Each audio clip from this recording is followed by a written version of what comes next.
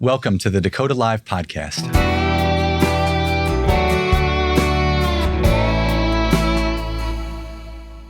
I'm your host, Robert Morier. The goal of this podcast is to help you better know the people behind investment decisions.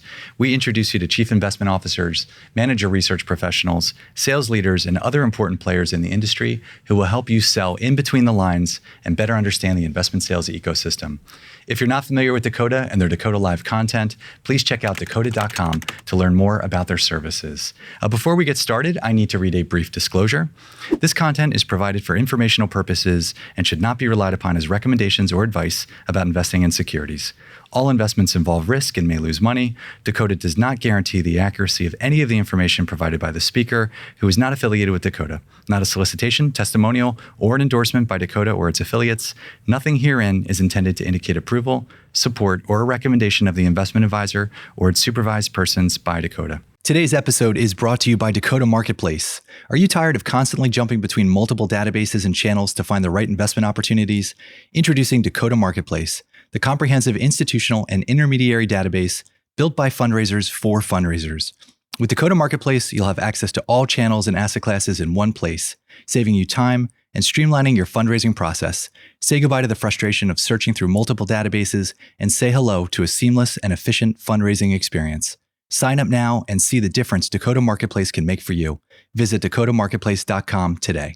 I am very happy to introduce our guest today, Dana Johns. Thank you for being here. Thank you for having me, Robert. Very nice to have you in Philadelphia. I hope the train was not a tough ride for you. Perfect. Good. Yeah. Perfect rides are always beautiful good. Morning, beautiful train ride. As I said just a few minutes ago off camera, it's a very beautiful day in Philadelphia. It's an exciting day here in this city. There's a lot going on. The fall is always a wonderful time of year, particularly here in the city, and we're grateful that you came. So before we get started, I want to quickly introduce you and your background for our audience. So Dana Johns is the head of private equity at the New Jersey Division of Investment. Prior to joining New Jersey's Division of Investment, Dana was a member of the private equity team at the Maryland State Retirement and Pension System. She is an experienced private markets investor and leader in the U.S. public pension and broader institutional investor community. Dana has more than 20 years of experience investing and managing multi-billion-dollar global portfolios of institutional alternative investment assets.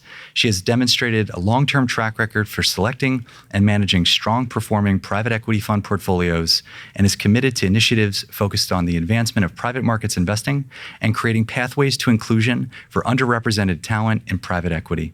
Dana is board chair of the Private Equity Women Investor Network and a member of the Institutional Limited Partners Association Diversity and Inclusion Advisory Council, the Academy for Institutional Investors Editorial Committee, AIF Women's Leadership Steering Committee, and the SEO Alternative Investments Limited Partner Advisory Council. Dana has both a BA in Comparative Literature from Indiana University Bloomington and a BS in Computer Information Systems from Stevenson University. She graduated from Loyola University, Maryland with a master's in finance while working full-time as an associate at Camden Private Capital, a private equity fund of funds. Dana, thank you for being here today. Congratulations on all your success. Sure, thank you. Yeah, we appreciate it. Well, I've been very lucky at this desk. I did not think a year ago that I would be hosting a podcast, let alone interviewing people like yourself who have had such success, particularly from a manager research and asset allocation perspective. And I've also been lucky that I've been interviewing an incredible group of female investment professionals. And just from your biography, it's very clear that that's a very important mission for you personally and professionally. So I noticed that that you had asked your community earlier this year to consider the TWIGO Women in Leadership Career Development Program and to submit a recommendation for a rising star female investor on their team. So again, a wonderful call to action. Can you talk to us about your involvement in increasing female representation in the industry? Sure. So you mentioned I'm chair of PE-WIN, of the board of PE-WIN, and that is an organization that Private Equity Women's Investor Network that is a network of the most senior women in private equity. And I think 18 years ago when PE-WIN was founded by a small group of women responding to an article that asked, why are there only 4 women in private equity? And I think their response to that was to hopefully galvanize all of the women in private equity, because there were more than 4, and to never have an article that mentioned, why are there only 4 women in private equity? So I think I've been honored. I recognize a lot of the names of the women that you've already spoken to who are investors, and honored to be a part of that group. But as a member of PE Win and a leadership role, I think what we're most focused on is making sure that we're supporting senior women in private equity, providing, a way for women to network, to feel like they're being supported, and to kind of help retain, women, and be, kind of role models so that other women who are younger than us or just starting in their career, which is kind of where Twigo, where that program is focused on, is kind of the 5 to 10 year, female investment professional. And I think that we would really like to be the role models, and so that women can see that there are other women in senior roles. Well, we usually like to start at the beginning, and the beginning of your career was not in finance, it was in the arts in New York. So I'm always very curious to learn about people's backgrounds before they entered financial services in particular, especially when you're thinking about DEI and non-traditional paths into this industry. So, yes, New York was where it all began. When I was in college, I think, my dad gave me a piece of advice on, what are you going to do with a degree? After he asked me, what are you going to do with a degree in comparative literature? And I said, I'm not quite sure. But I was sure. I wanted to be a curator in the arts, but I wanted to work first. So moving to New York was naturally where I would gravitate to. So I worked for Paula Cooper and was there for a couple of years, met a lot of artists and, patrons, collectors, but I also met members of the curatorial staff from the BMA. So I kind of was building out a network, very important to do. And even though I was doing it probably just naturally, I moved to Baltimore. I worked at the BMA. And then I moved to the Contemporary Museum, which was a much more, it was smaller. It was a museum without walls. We didn't have a permanent collection.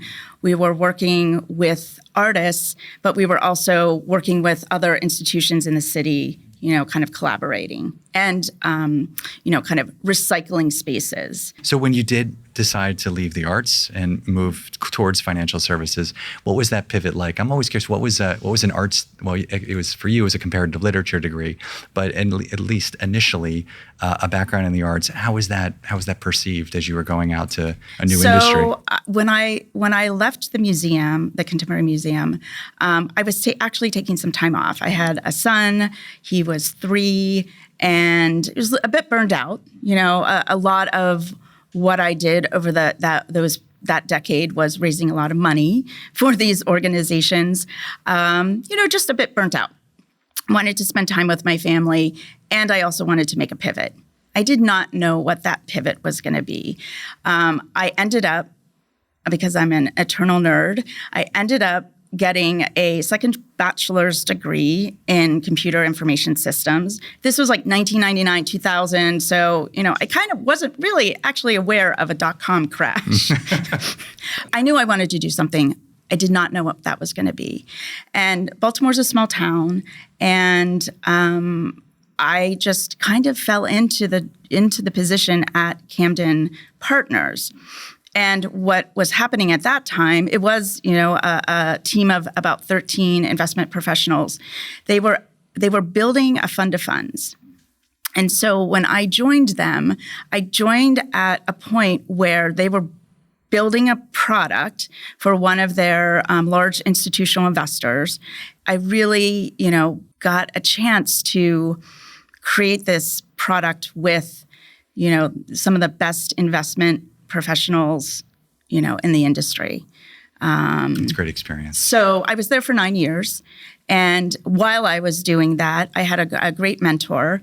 And she encouraged me to go back to get my master's in finance. So that was, I was working full time and getting my degree. And really building just, kind of like the language. In the art world, there's a certain language that you use, when you're talking about art. Same for finance. There's a certain language that you have to use and technical skills that you have to build. So I think that I naturally, being able to interact with people, it's definitely a people business. I needed the technical skills. And funny side note, when I was in college, I did take accounting and almost failed it. And because my dad had said, you're going to a school with a great business program, you should take accounting. Of course, with a full load, kind of wrapping up my comparative literature degree, I took accounting and was devastated because I wasn't successful in that class. And I thought that I was not good at business because of that one experience. Fast forward, kind of 12 years or, 10 years, 12 years.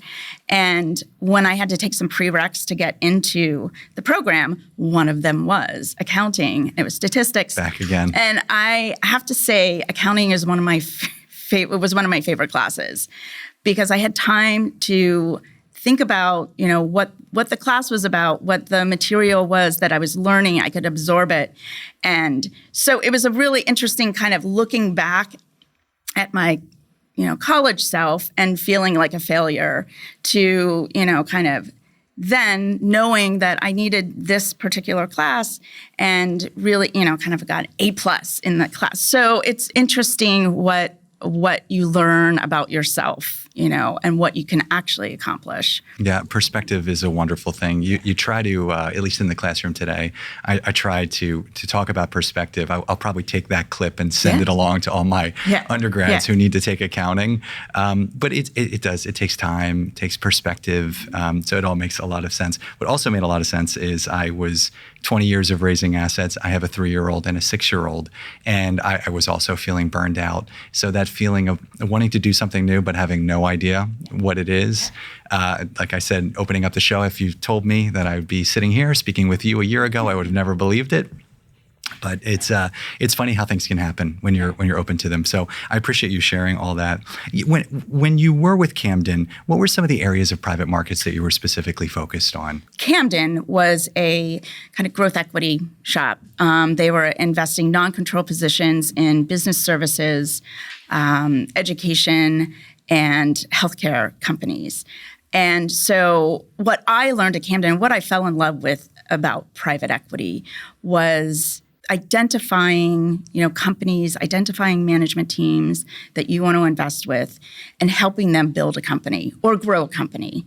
So when we were building the fund of funds, what we were really focused on there was creating a diversified portfolio of venture funds, of buyout funds, of growth funds, some credit, diversified, focused in North America and Europe, and providing, I liken this, we've kind of mentioned it, I liken, kind of building a portfolio to, kind of curating a group exhibition.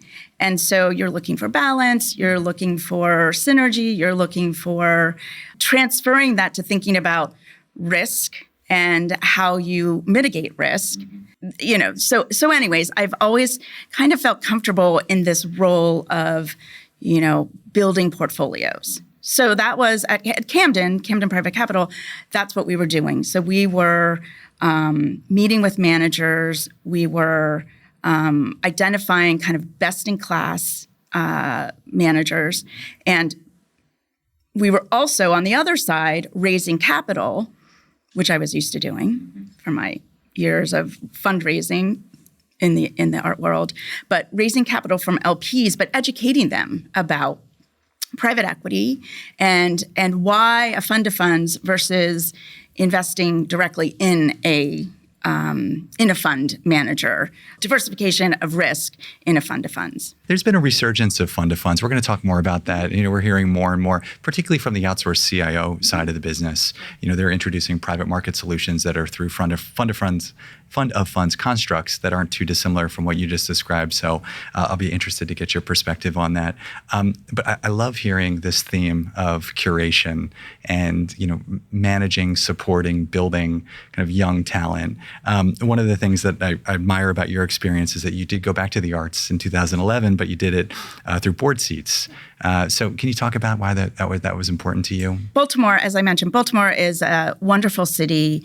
I call it like a big town, small city, big town, where you really can get involved with a lot of different organizations. So I've never really left the art world when I made my kind of career pivot.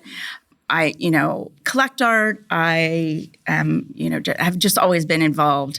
So the Friends of Modern and Contemporary Art at the BMA was an organization where we were like-minded individuals coming together who really, wanted to, educate ourselves and to continue to educate ourselves about contemporary art, to engage with artists, to engage with collectors.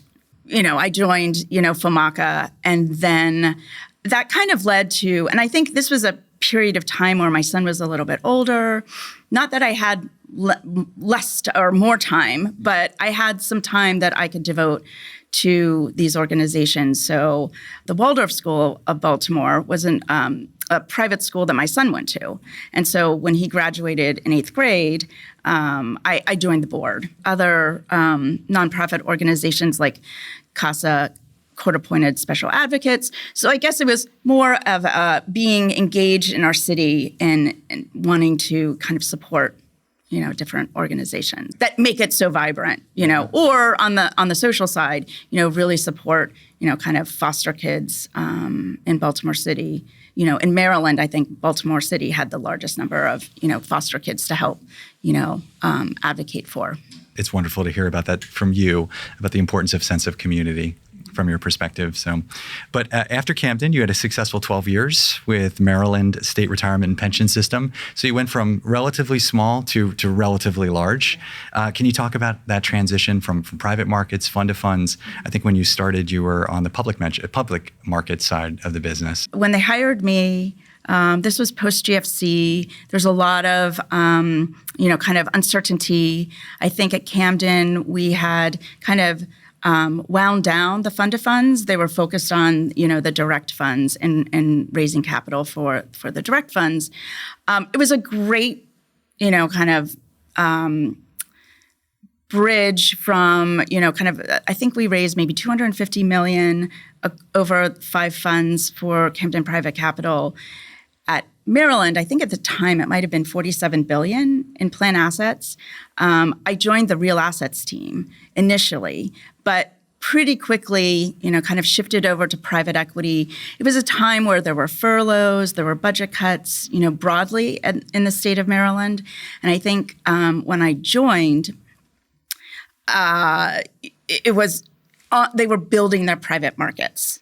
So I initially joined the real assets team. When we had a position open, the position was there. It just had been frozen. When that position was unfrozen, I shifted over. So maybe that was 2013. And that was a time when we were building that portfolio. I think maybe there were some similar other peer organizations where private equity was beginning to be very important in terms of, kind of growing assets and also mitigating risk. I think when the prior to my joining, the plan experienced, kind of a lot of turbulence, and they really shifted into private markets as part of the asset allocation. So it was also a great time for me to join and help to build a portfolio. I think we had been very consultant-driven, and I was a very active investor. And that's something that I learned at Camden, to be very active. So when I got there, I always, when I'm entering a kind of new situation, want to understand, build trust, kind of figure out what are our kind of immediate goals, midterm, kind of long-term goals. So it took a little bit as we transitioned to being more actively engaged with our existing managers, bringing in new managers, thinking about portfolio construction. I think initially we were really focused on growth and buyout and not as much in venture. I think in 2015, and this coincided with the current CIO joining, Andy Palmer, and I think he really, when he joined, he was really focused on supporting the team and empowering us to bring back the best investment, kind of ideas that we had. And so the team was focused on our existing portfolio, but how can we build out new relationships? We were tasked with, kind of thinking about, what venture might look like in our portfolio. We had historically had, kind of a small exposure to venture. One of the problems for large institutional investors is that investing in a seed fund, which is $50 million, typically our check sizes are $50 million. Yeah. And so we never want to be the entire fund. We really only want to be not more than 10% of a fund, and really like to see when you're in commingled funds having a diversified LP base. You're looking for solutions around how to access this part, kind of venture. We were able to put together, we did find a solution. We were able to partner with a really great group and build a venture portfolio over, 5 to 6 years. We thought it would take a lot longer, but we really scaled into it from 2017. And then, we have, kind of then we have the pandemic, and then we have 2022, and, we're dealing with a lot of high valuations. But I want to back it up to the fact that allocating capital in a consistent fashion, no matter, kind of where you are in the cycle, we are not tactical, kind of investors. We're investing for the long term. This is an asset class that meets, aligns very nicely with a pension. And particular venture, which is so long term, we have the patient capital. Venture is so relationship based, especially the GP LP relationship.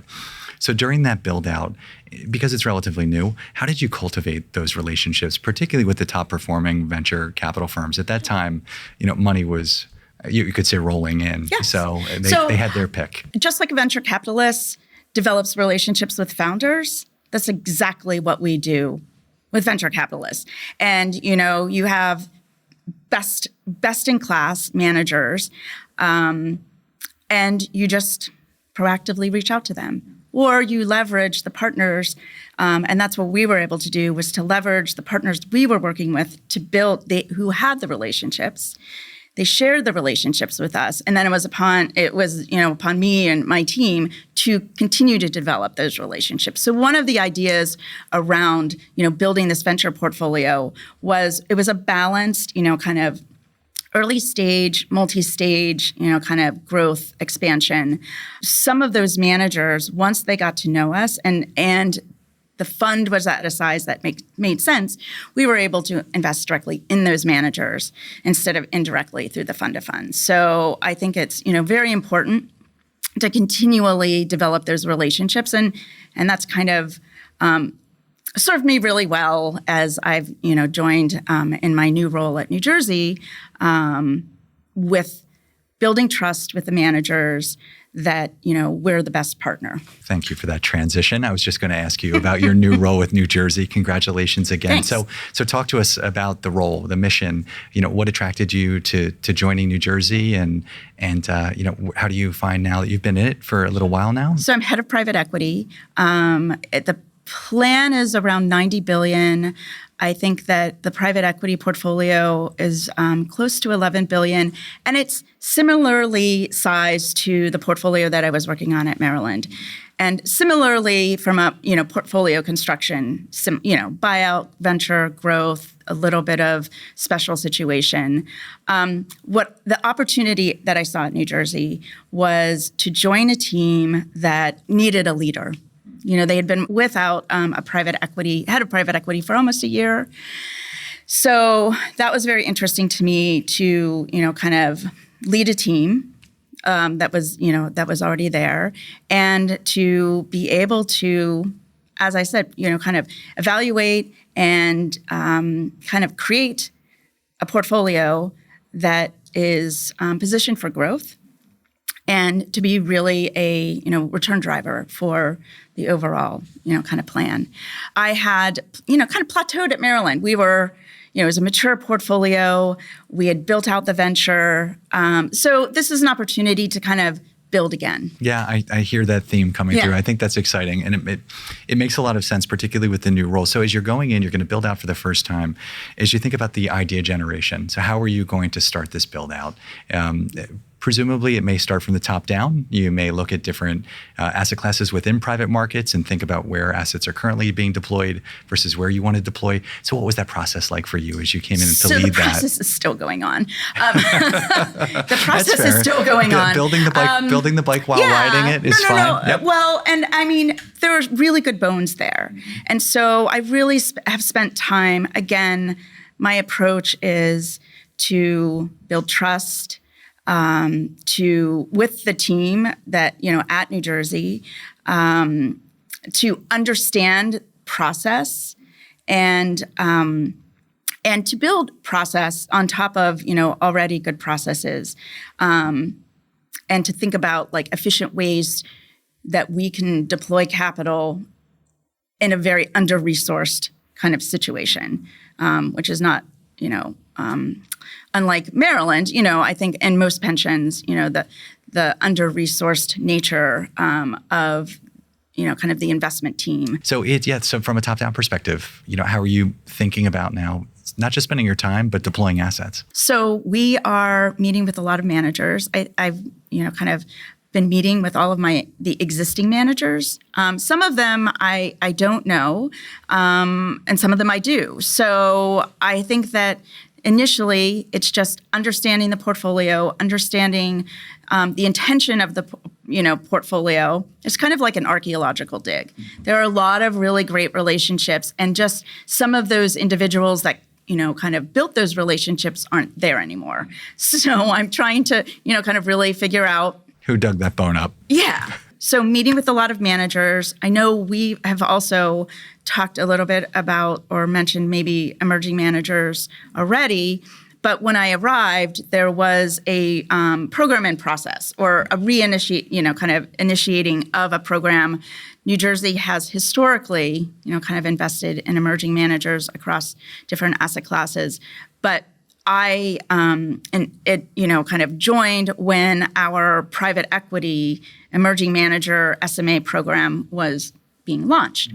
That to me was, kind of as I think about portfolio construction and how much capital I'm going to deploy annually, I have a nice portfolio where, commitment sizes are, 20 to 25 million. And we'll assemble, 10 or so managers in that portfolio that are focused on, growth and buyout in the lower middle market, which is an area of my portfolio that when I'm investing directly into managers, those check sizes are typically 100 to 300. And that's a different part of the market. And so that market is really well covered, that upper middle market, very well covered. And so it's exciting to be able to kind of allocate capital into an area where we've historically had, more challenging time doing that if we were going to do it directly. How's that manager underwriting process coming together? I know it's still a work in progress, you're building it out, but if you're sourcing managers, presumably sometimes for the first time, in at least your experience with New Jersey. So just in general, as asset managers are tuning in and listening to how you're sourcing those opportunities would be very helpful. So we have an open door policy.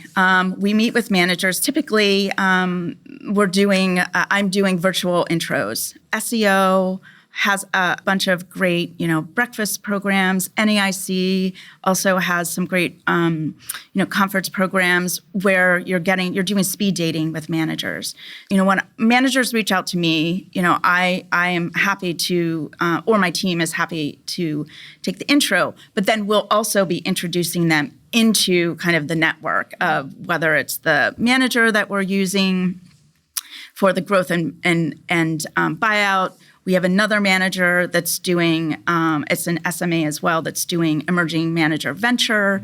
So I'm leveraging these partners to be able to also help us underwrite managers. But I would say that, kind of an underwrite process, if we're doing it directly, if it's a new manager, it could take, up to a year, because you're developing a relationship with them.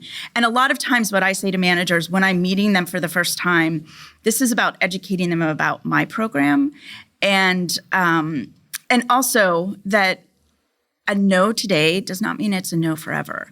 And the size of the fund or the strategy of the fund, it might not fit today, but that doesn't mean in the future it's not going to fit. So that's why I feel it's really important to meet with managers and not just pass them off. We also work with a consultant that we leverage as well to help us evaluate managers, evaluate, what are the opportunities in the market, and help us narrow it down to, okay, we have 3 best ideas, how are we going to decide? And a lot of times it comes to timing. Are they in the market? Are they not in the market? Where are we in our budget cycle, kind of an allocation, maybe we are, kind of at capacity for 2024. So we're looking to 2025, 2026. I have a long, kind of runway for managers. And then at the same time, I'm looking at my existing managers. Who do we want to allocate capital to? How have they performed in the portfolio? What's been their value add? We don't have a crystal ball about what the market environment will look like in 2 years, let alone 5 or 10. So I don't get caught up a lot in the kind of what's happening today, what's happening in a month or a quarter. These are, again, it's long-term relationships that we're building today to be enduring. Absolutely. And if we've selected well, then they'll continue to perform and, drive growth in the portfolio. What's the criteria that you are generally looking for in the people behind the investment process? So particularly in early stage, it's very people driven. It's typically a small organization. They may be looking at early stage themselves. So how do you think about the criteria as it relates to? I think it's different for buyout versus venture. I would say, but what the underlying thing that we focus on, especially for emerging managers, is and it may look different for different individuals and their backgrounds, but track record and experience. Have they done this in the past? Are they able to articulate in the investment strategy what they accomplished? Kind of what did the performance look like? I think what we're not investing in are managers who don't have that experience. That perhaps they were at a fund for 5 years, but they really don't have the business, the experience of building a business. And that's what we're looking for too, is who can build a business. Because these emerging managers, and I'm thinking of one in particular. So you're finding your partner. If you're not sole GP, finding your partner, you are raising capital. You raise your capital, you're deploying that capital, building a portfolio. It's like the proof of concept portfolio. And then you're building your team. So I think the funds 1 and 2 are kind of the hardest funds because basically you close fund 1 and you're starting to fundraise for fund 2. So, but at the same time, sometimes you're right. You're building an enduring, kind of legacy firm. So within lower middle market, are there any sectors or industries that you are focusing on currently? So we have sector-focused managers, and I would say those tend to be in technology and healthcare. Then we have generalists who have sector verticals that they're focused on. So I would not say that we, and I personally am not we educate ourselves about the sectors, but I'm not picking a manager because of the sector. I'm picking the manager because they have proven that with their investment strategy, and they're able to provide the returns that we're expecting. Can you expand on the Emerging Manager Venture program? Venture, as we all know, has been under a lot of pressure recently, not just from a performance perspective, but from a deal flow perspective. Capital raising has been quite difficult if you speak to any of these GPs. So from your seat, how are you thinking about venture as it relates to the long-term prospects of that portfolio that you're building? So venture is really important to that, the long term. I think that of kind of what ultimately this portfolio will look like. I think we are targeting initially, venture was kind of combined with growth, and I've separated that out so that it's distinct. And we have a target of, I think it's 10 to 12% of venture in the portfolio over time. I think that despite all of the turbulence in the market, high valuations, slow reaction to, on the private side, that, valuations coming down to reflect, kind of public market valuations, which are certainly down. I think that, again, consistent deployment, despite what's happening in the market, over time, the capital that you're allocating today is going to be invested over the next 2 to 3 years. And I believe that the next few vintage years are going to be very important for institutional investors in general, because as the valuations kind of bottom out, this is the time to be allocating capital. So how are your peers taking that advice? So some of my peers are in a difficult position because of the denominator effect in the portfolios. They're over-allocated. And so I have to actually pull back. I have the great fortune of being under-allocated in private equity. And so I'm focused on, deploying capital. We're going to be allocating, in the next 8 quarters. We have, in terms of our governance structure at New Jersey, we have different committees that we have to present to before, a allocation goes to legal and goes through the process. So we're going to be really busy. I can imagine. How's the team structured today? I have 3 full-time investment professionals and a part-time, and I'm in the market to hire an investment analyst. And so it's in process. Yeah. So hopefully I'll have a 4th full-time.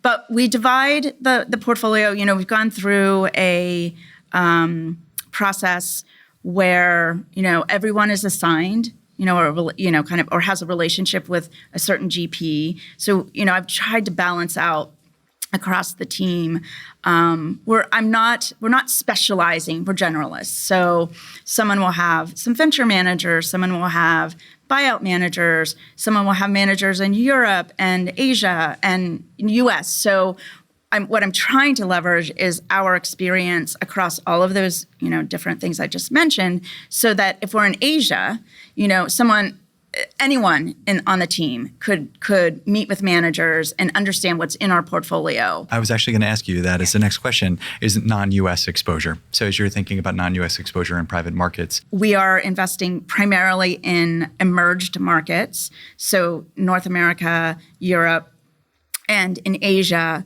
and exploring what it might look like in emerging markets. But I think there's so many great opportunities here right now that tying up capital risk, kind of at risk in emerging markets is probably not where our dollars would be best allocated. And I think, kind of from the perspective on the public equity side, if they have an exposure to emerging markets, it's probably a better play. They can, kind of dial in and out of that. So as you're thinking about the build out specifically of the venture book, do digital assets have a place in there? Are you seeing more, particularly blockchain, the technology behind it? As we build out that venture portfolio, there will be exposure to it, because I think some of the best in class managers, are investing in blockchain. I think that I've been pitched a lot of digital currency and crypto funds, and that has kind of faded away. And that, kind of the new flavor of the day is sustainability. And I have a lot of managers that are pitching us around sustainability. So that also is seemingly ebbing away. So, Yeah, interesting times for sure. Yeah, thank you for sharing that. I appreciate it. Well, I did want to get back to the Emerging Manager Program. I think it's extraordinary what the state had started to do prior to you joining, and then what you've carried forward. So, could you give a little bit more context to the Emerging Manager Program, how it's being developed, what strides you've made as a plan, and where are the kind of the points of action today going forward? New Jersey really believes that investing in the next generation of managers is very important. There's a case for it. We're not sacrificing return to be able to invest in the first or second fund of a manager that may be the next Vista, or maybe the next Clear Lake, or maybe So I think that the next kind of private equity is launched. We have real estate and credit, which are now kind of identifying their partners, and will be allocating capital in those parts of kind of the private market asset classes. We could talk about back to private equity. Yeah. That we'll just continue to work with our partners, identifying great managers and building out those portfolios. I mean, that's basically where we are right now. Yeah, no, that makes a lot of sense. I'm always curious. I know it's relatively early in the emerging manager build out, but one aspect of the emerging manager programs that sometimes gets lost is the graduation process. Mm-hmm. So what happens when that emerging manager has emerged?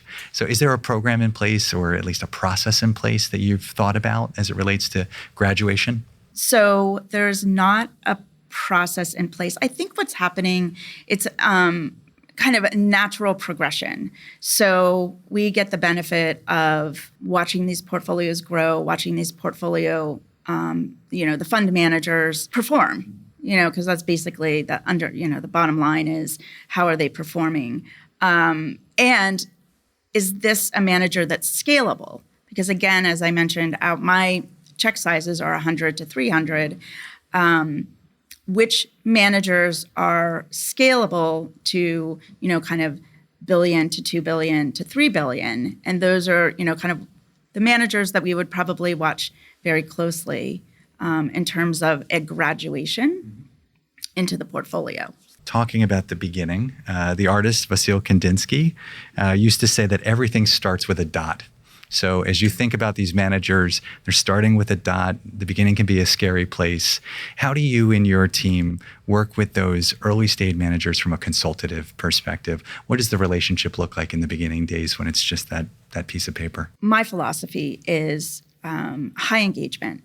Historically, in the Fund 1 managers that I have invested, with, we've committed capital to, we've always had, kind of a seat, an advisory role, an advisory seat, alongside other very, kind of experienced LPs.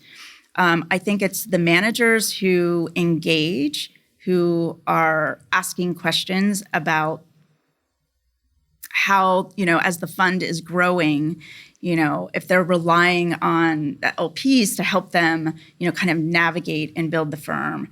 Not to say that we are providing advice on how to build the firm. I think that it's more credit lines. Should I use a credit line? Who else is using, are you working with other managers that are using credit lines? Things like that, So, and as a Fund 1 grows to Fund 2, Fund 3, I think there's engagement around the LP base, and, having a diversified LP base.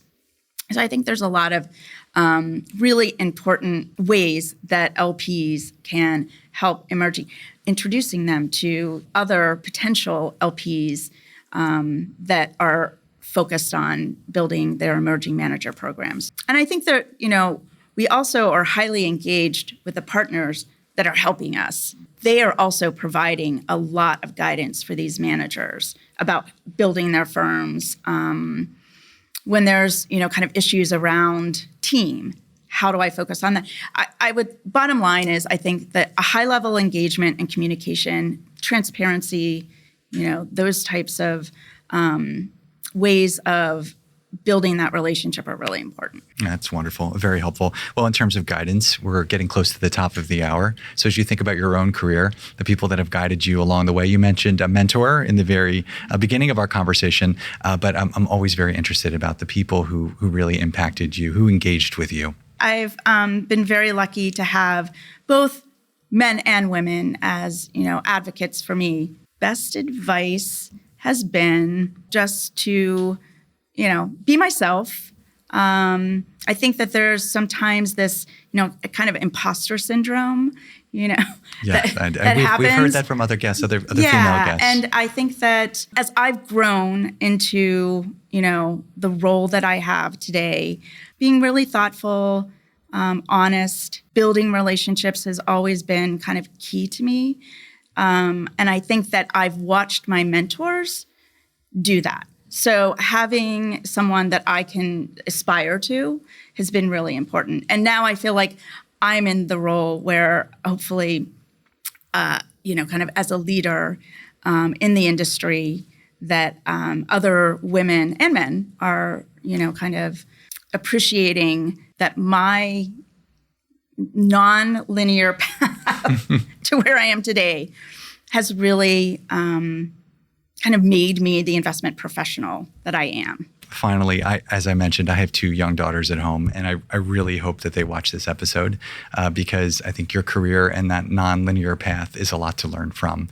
So if you wouldn't mind, I always solicit some free advice for my girls.